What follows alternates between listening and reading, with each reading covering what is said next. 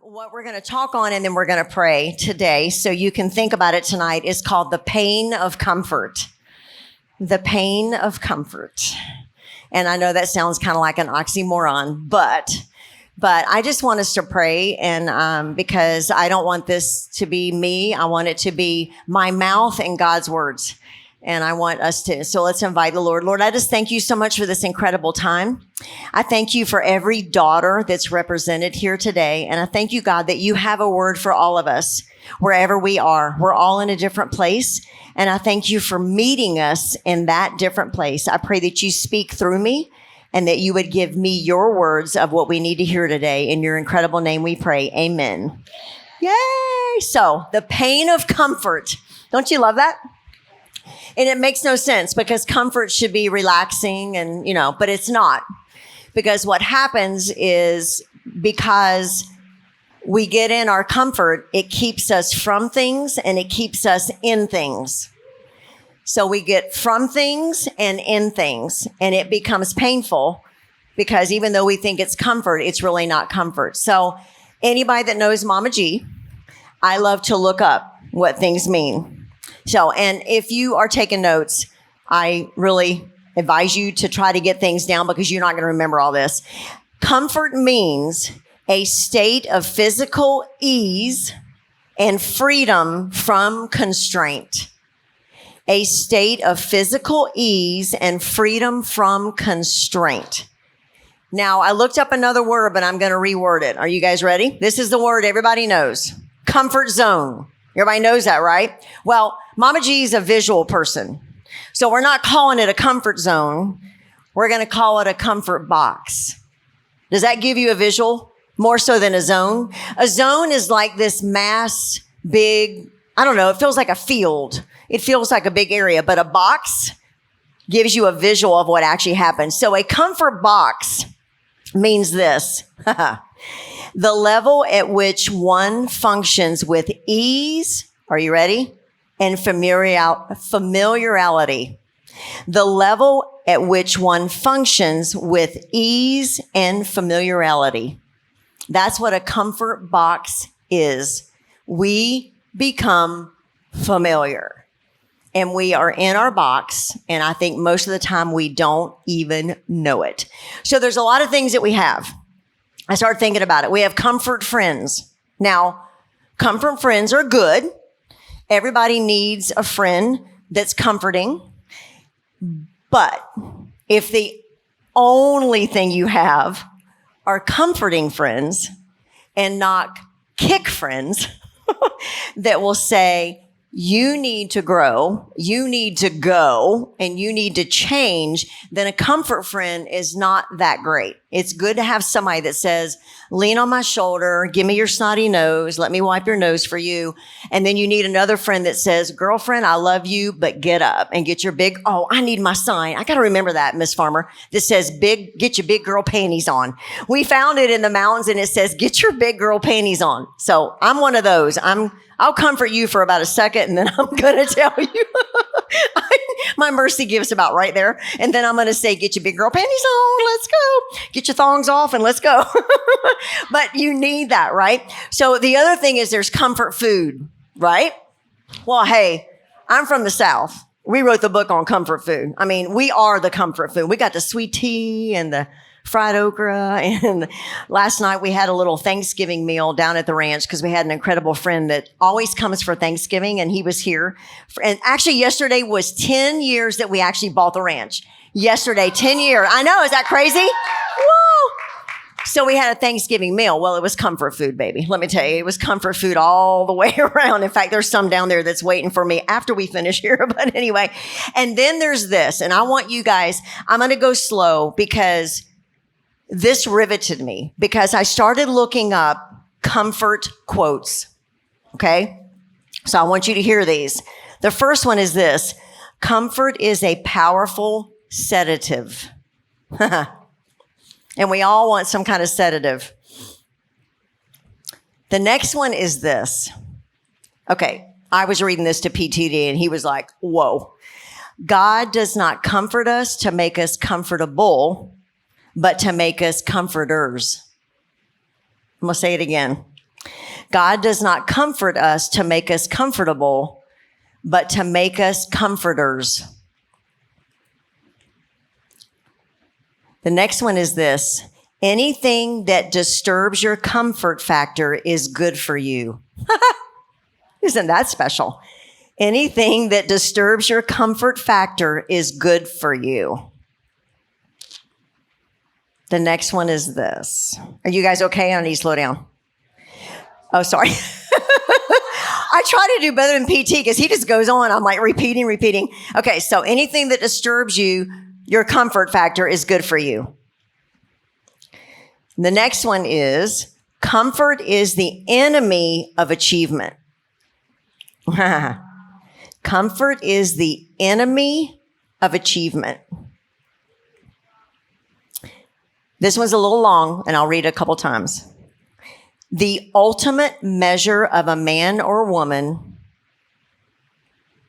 is not where he stands in moments of comfort and convenience. I'm going to go back.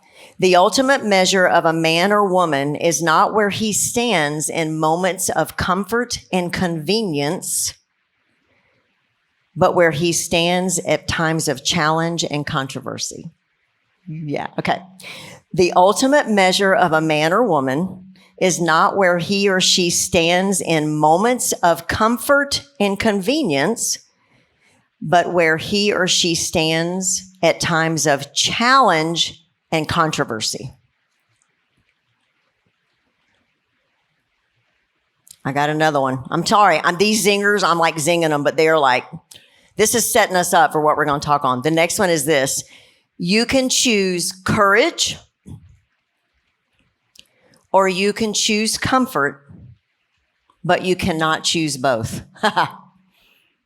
You can choose courage or you can choose comfort, but you cannot choose both.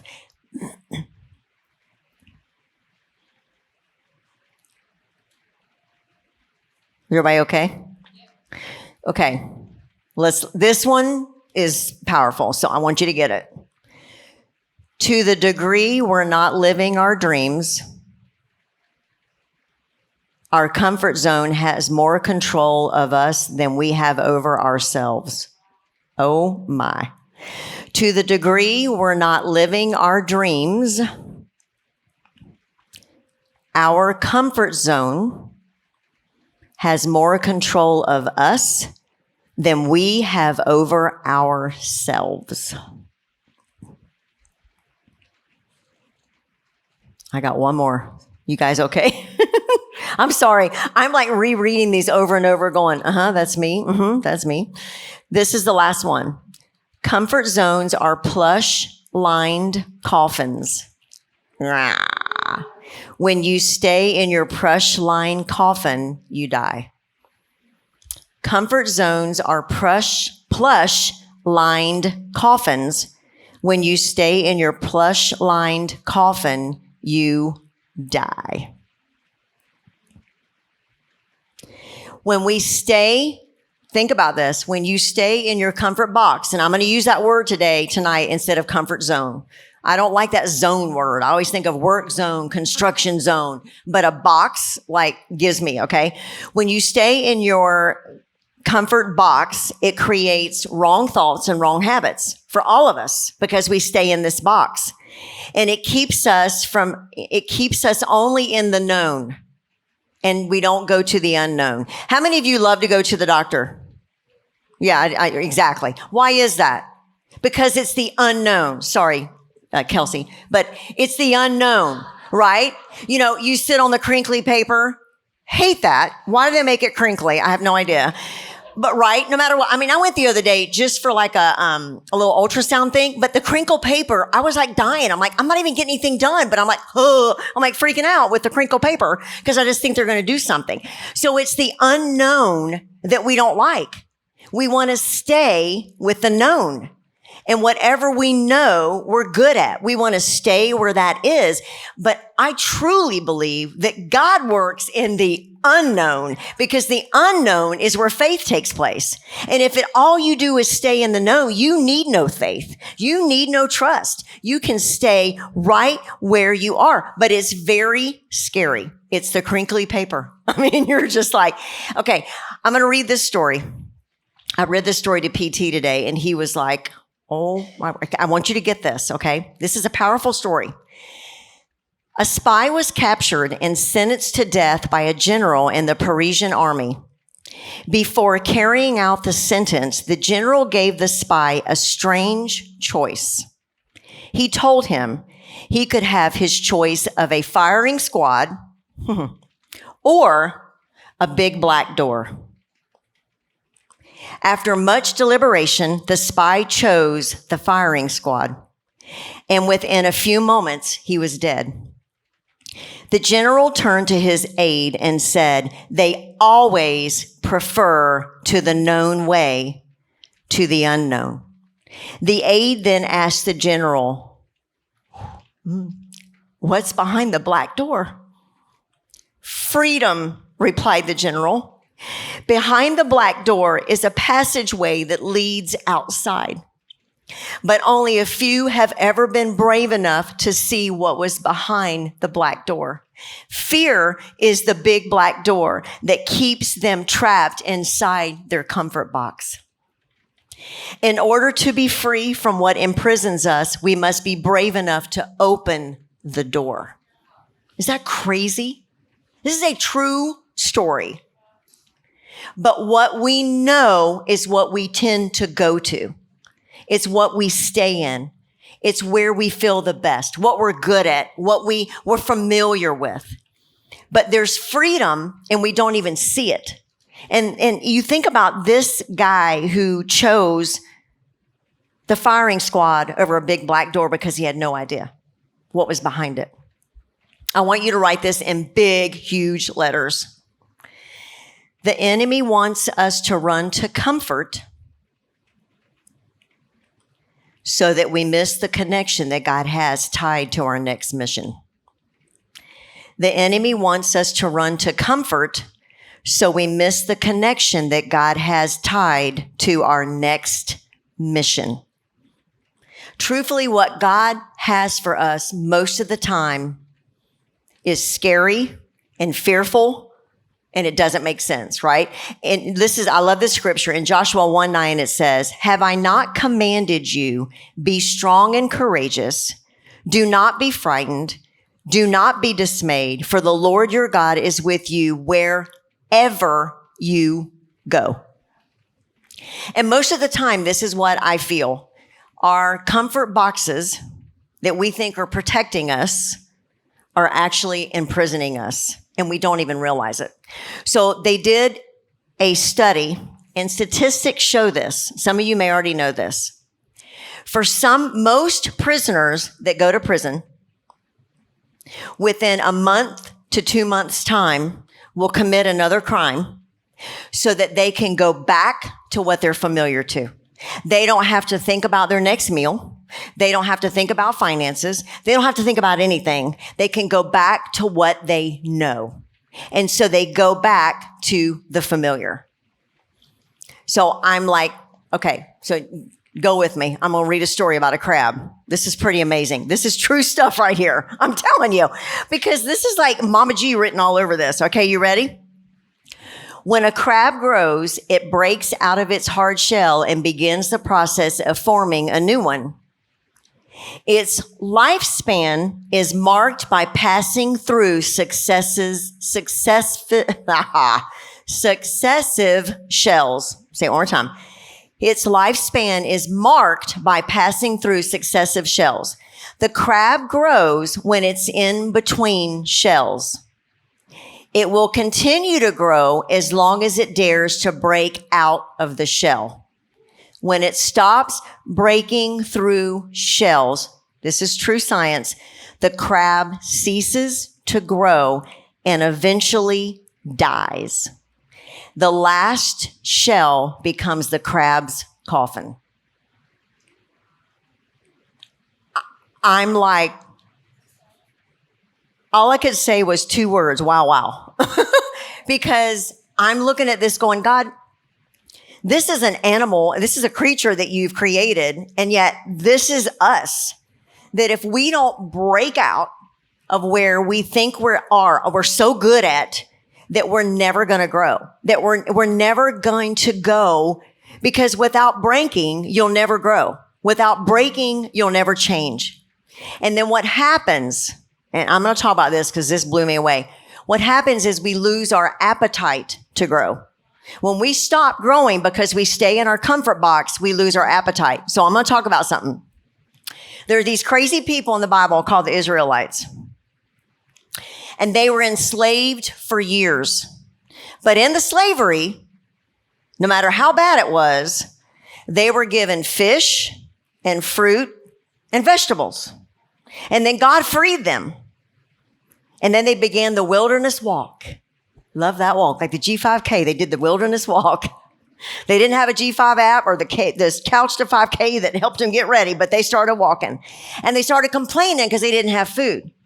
So every day God said, I'm going to give you manna from heaven. Every day, every morning you wake up, there's going to be manna.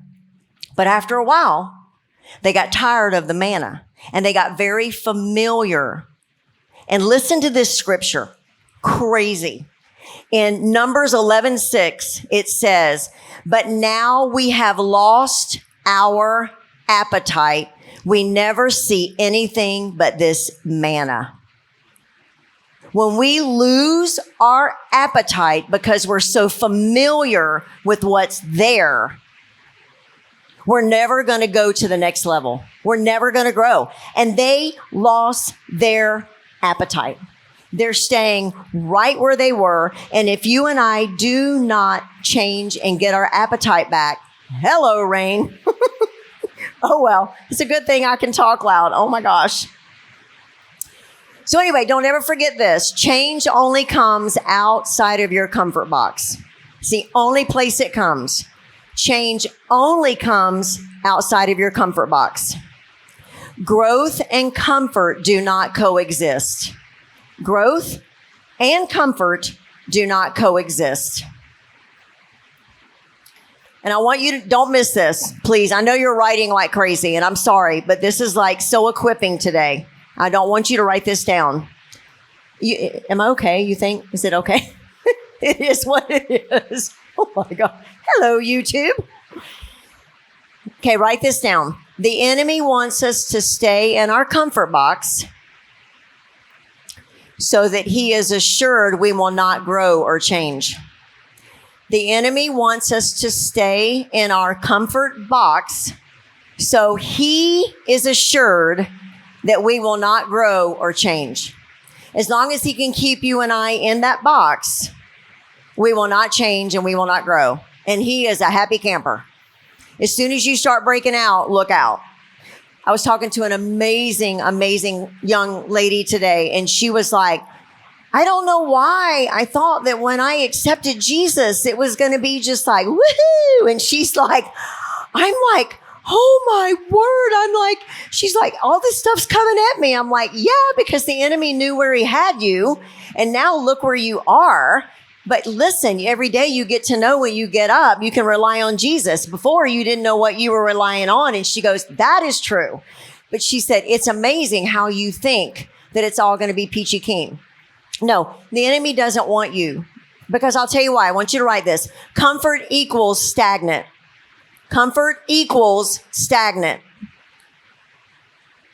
Comfort equals fear.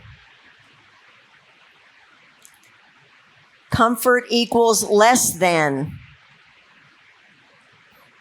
And comfort equals staying the same. There's something about comfort. So there's this amazing story of this guy in the Bible who seemed like he always pushed the limit. His name was Peter. Good old Peter. Love Peter. And Jesus had been teaching and traveling with all the disciples.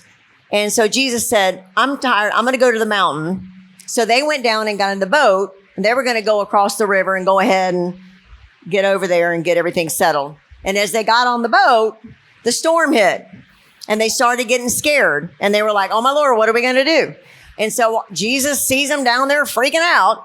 So he decides, I need to come to him. So he walks on the water and he starts walking towards the boat, and they all freak out and go, oh my word, it's a ghost. And then Peter steps out and he looks at them like they're crazy. And Peter's like, Jesus, is that you? And he says, come to me. And so Peter gets out of the boat and he starts walking. This is the thing. He forgot what was familiar. He forgot about his science class that he took, that there's no way a human body can stand on water. He forgot all of it.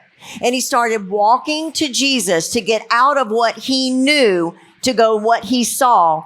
But then I want you to catch this. The minute he chose to look at something different, he sank. And every time you and I get in a situation and we're out of our comfort box and we choose to look at something around us, we start to sink. And the only thing that caught Peter was what he put his eyes on. And his eyes were on everything and the fact that, shoot, in science class, they did tell me that you're going to sink. And he started to sink. And so I just believe that in the middle of what God's calling you and I to do, we can't let our minds get caught up in what we think it's supposed to be. This is huge right here. Our logic will always blur the blessing and the calling. Our logic will always blur the blessing and the calling. The more we think, the more we stay. And the more we think, the bigger our box gets. Because you and I love us. You got some gorgeous women in here, but I'm going to tell you, we can do some wrong thinking. And the more we think, the more we stay where we shouldn't stay. Because Peter was like, so cool. And what a cool dude that just said, you guys can stay here and freak out. I'm going to head out. And as soon as he did, but as soon as he started thinking and looking at the wrong thing, he started to sink. And I'm truly believe that we are called. God wants, and we're going to talk about in just a second, God wants us to get out of this place that we call comfort.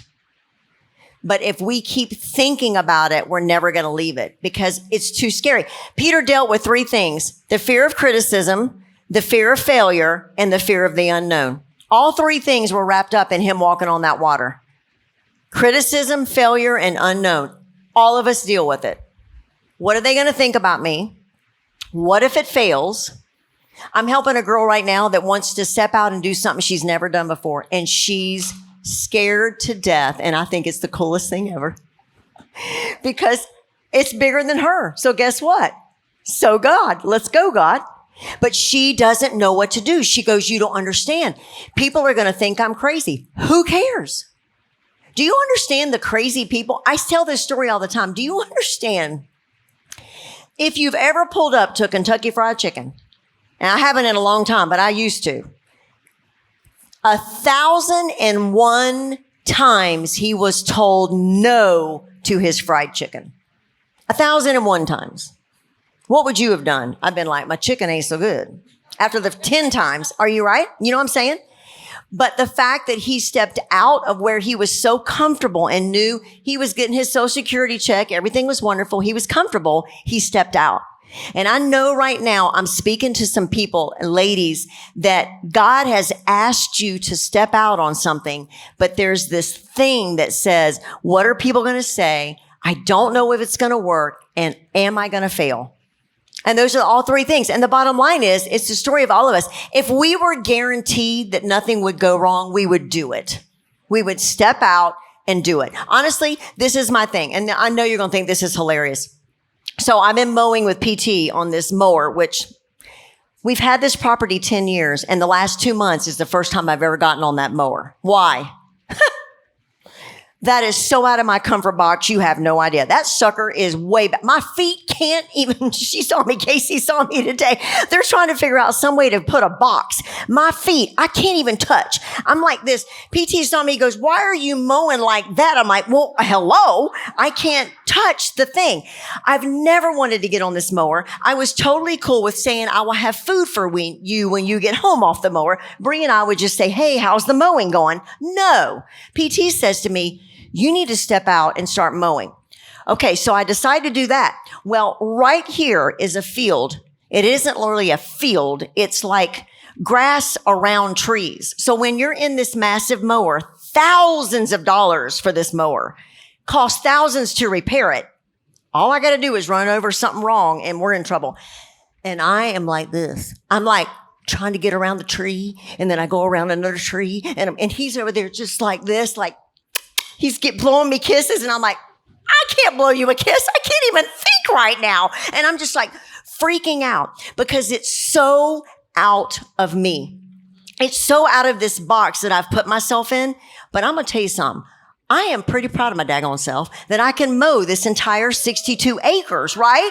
I know that sounds crazy, but it's simple. But I just want you to know, I don't care what simple or how grand it is. I don't know where you are right now. I don't know where you've locked yourself. But the step to get out needs to happen. And we're going to talk here in a second, because I think most of the time we think that our comfort boxes are like, well, I'm scared to talk, or I'm not comfortable around people, or whatever. We're going to talk about some other ones that I'm going to help you guys, ladies, with, because I think we need to point out some other things, because this is the thing. You and I will never be any different if we don't break out, ever. You will be the same. Mama G will be the same. Bree will be the same. Honey will be the same. Josanna's going to be the same. Miss Heidi's, we're all going to be the same. We're not going to change until we break out of that box. And I remember when Bree came to us and she said, there's this group that I want to go join. I was invited to join, and it was called Fam Music. And she said the first camp they invited her to, it's a riding camp where you, not riding horses, but where I always do this because people go, your daughter rides horses? I'm like, no, she doesn't ride horses. Riding camp. And so she came to us and she said, it's in Denver. So she thought, and she was like, I'm going to go do this. That's okay. We're like, okay, awesome. You know, and we've been huge with, I don't know if protecting our children. Yes. We're just very picky about what our children do. And so she decides to go. Well, first thing that happens is she lands in Denver, and the riding camp was not in Denver. It was in Boulder, Colorado Springs. So she lands at 11 o'clock at night on her own. Now, she's traveled before, but there's something about when you don't have other people there. 11 o'clock at night.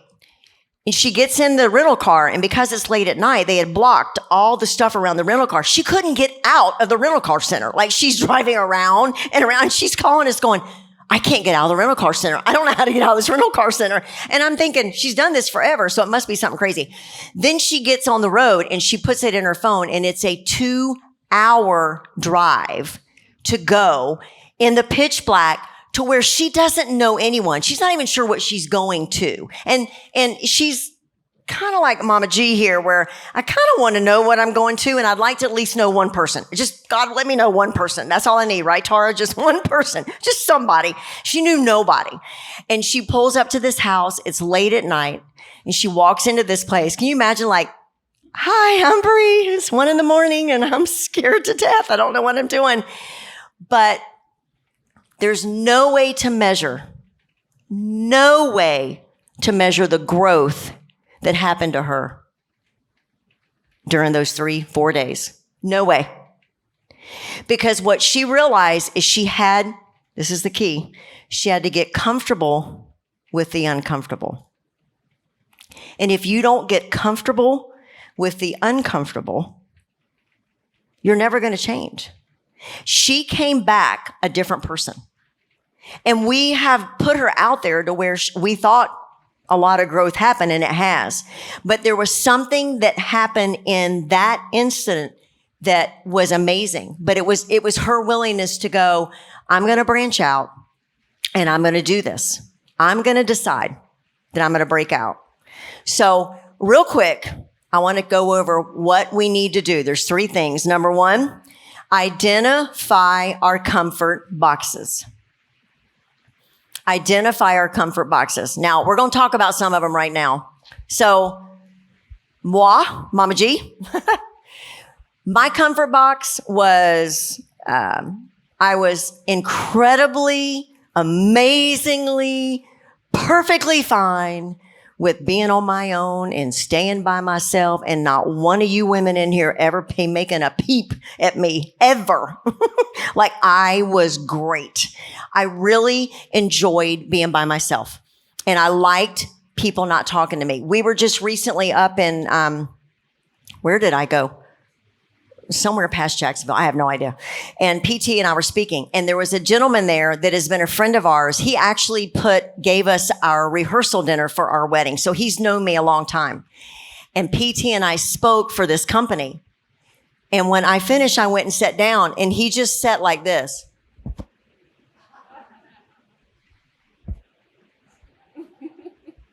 And I'm like, what is wrong? And he goes, excuse me? Who are you? He's like, not kidding. I remember you, like in the corner, you, like I would go talk to you, and I was scared to say anything to you. And I was like, I know. I was in this comfort place, this comfort box. And he goes, no, I'm like, I'm not blowing smoke. I'm telling you, that was the most amazing thing I've ever heard in my life. And it came from you, Gaye, Goad. He goes, where have you been? And I was like, this is hilarious. But it's because he could not believe that I was willing to break out. And trust me, every time, even that weekend, I looked at PT and said, these people their schedule was a little crazy, and they weren't totally on schedule. And I'm like, I always love that. And I go, babe, they're really off schedule. You should just talk. And he's like, nice try. I try it every time because I'm still not comfortable. So I want to make a point here. Just because you are willing to break out of what you're comfortable in doesn't mean every time, woohoo, this is the peachy keen. No, it's not. It's that decision every single time. And when you decide to do it, God blesses it. But you've got to decide that you're going to do it. So another one may be, maybe you're too comfortable with being average. And you may be too comfortable with being within your success that you already have. I'm going to tell you something. People that get to where they are and get successful and get comfortable, it scares me. Because that success is wonderful, but it's time to move on to the next thing. You cannot stay comfortable. Okay, we're going to talk about these. Is everybody ready? Yeah. One of the comfort boxes that I believe people deal with, and especially my female companions, is the need or sense to control. Miss Jennifer, notice how I said the sense to control. See, most people don't think that's a comfort box because you think it's what I talked about, that I'm not comfortable talking to people, or that Bree had to get comfortable with being on stage, or whatever that is that you have, or comfortable greeting people here at G5. Like, what are they going to think about me? I'm hugging these people. They don't know me. I'm holding a sign. Really? I'm holding a sign. What are they going to think about me? That I'm great. But what about the comfort box of feeling that you need to control? It's a comfort box because you're comfortable there.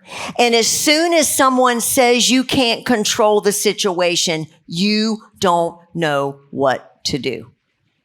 What do you mean I can't control this? What do you mean I can't handle this? What about the comfort box of being scheduled? Yeah. And we've talked about this. There's a difference between being scheduled and structured. You can have structure, but if you have to live your life on a schedule all the time, it's a comfort for you. I just love to know that everything, I mean, we had an event here last night for something that we did, and I kept getting all these texts from people. Okay, what time? And I'm like, oh God, I hate that because I don't know if something comes up. So I always go 6:30-ish. Because I don't ever know, right? But if you get locked in this box that all you know how to do is stay in control, you're never going to change and you're never going to break out. And it really is a comfort place for you because you feel good there.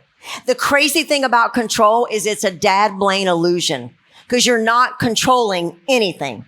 You can think you are, but you're not. So it becomes this illusion. So the next one is the comfort box. Well, we're going to call it this, the jail box of judgment.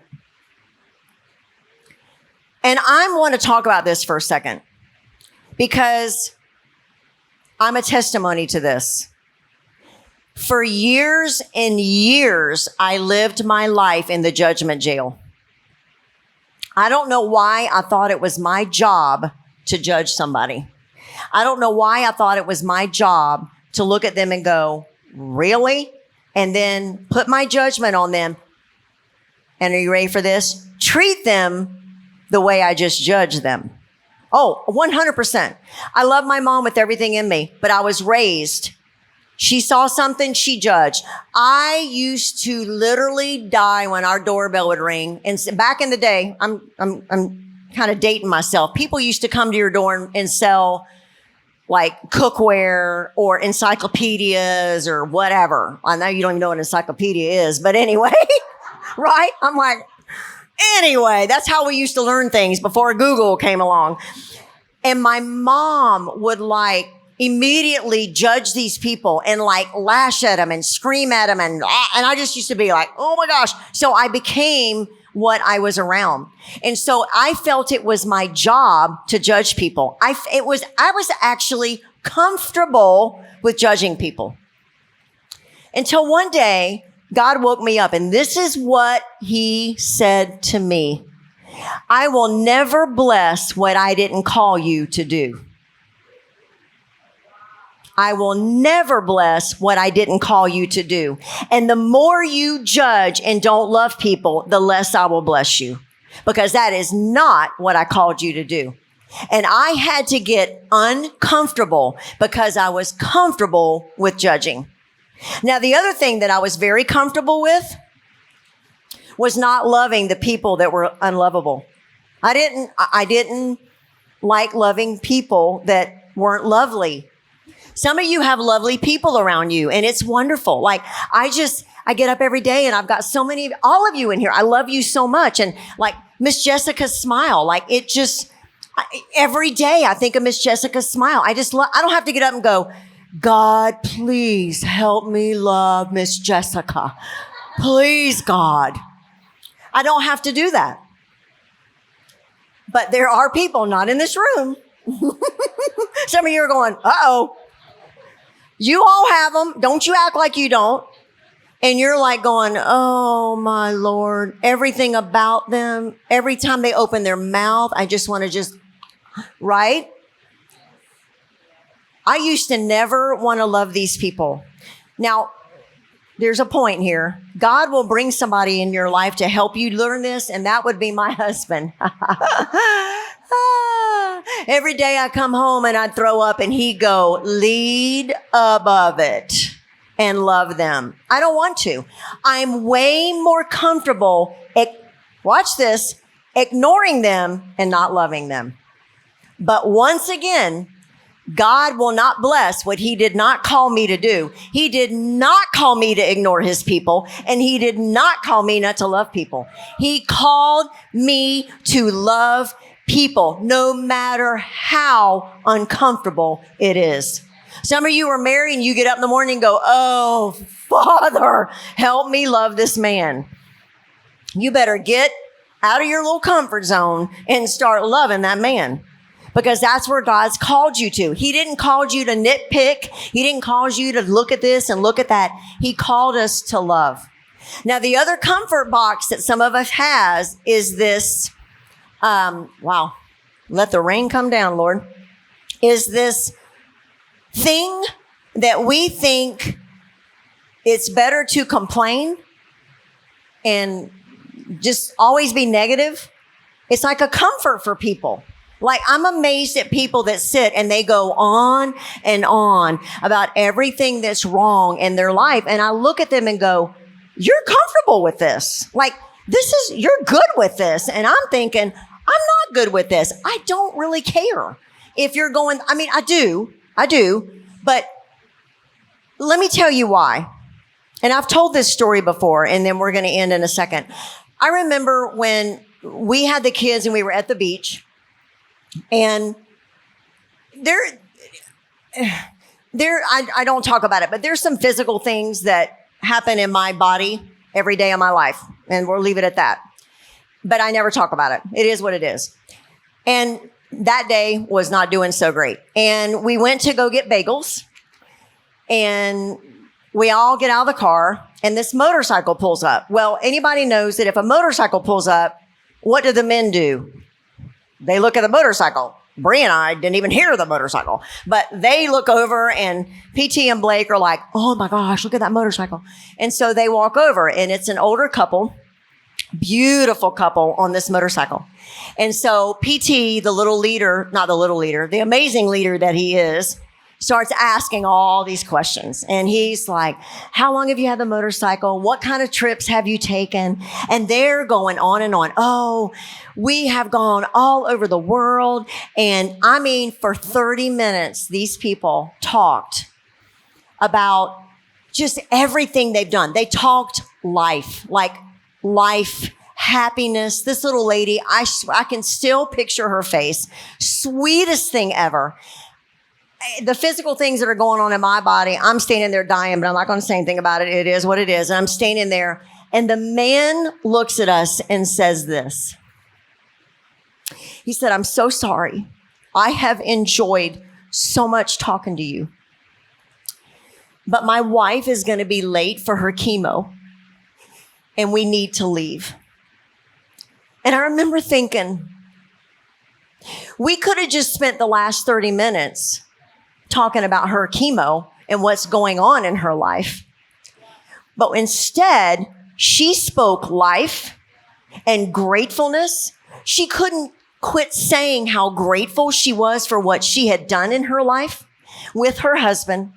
And I stood there, and I will tell you, I was forever changed, because people get too comfortable in their dysfunction of what's wrong with me and what I'm going through. And I'm telling you, we need to get uncomfortable and get over it. Miss Mia, a walking cotton picking miracle back here. And you know what? Every time you see her, she has a smile on her face and a hug for everybody. And most people have no idea what she's going through in her body.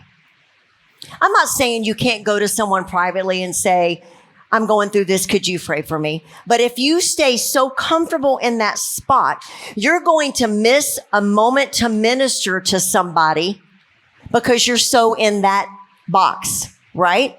We have got to get better at getting out of the box. Did I say number? Okay, number 2 is this. Be willing to break the box and get out of it.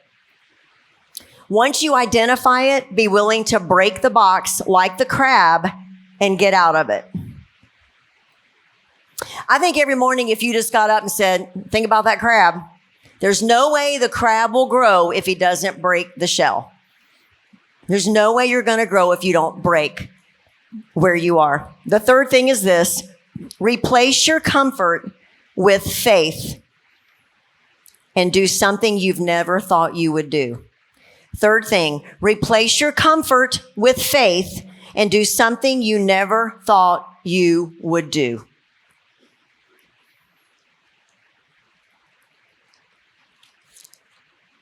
And I'm going to end in this quote. Nobody ever died of discomfort, yet living in the name of comfort has killed more ideas, more opportunities, more actions, and more growth than everything else combined. Nobody ever died of discomfort, yet living in the name of comfort has killed more ideas, more opportunities, more actions, and more growth than everything else combined. Comfort kills. Have we beat it enough? Does everybody get it? Understand it? I sure got it. Oh my gosh, like crazy. Okay, so we have 2 questions that we're going to talk about. Is everybody ready? The first question is, what comfort box have you allowed yourself to live in? Or maybe I should say boxes. And what do you see yourself doing to break out of it? What comfort boxes have you allowed yourself to live in, and what do you see yourself doing to break out of it?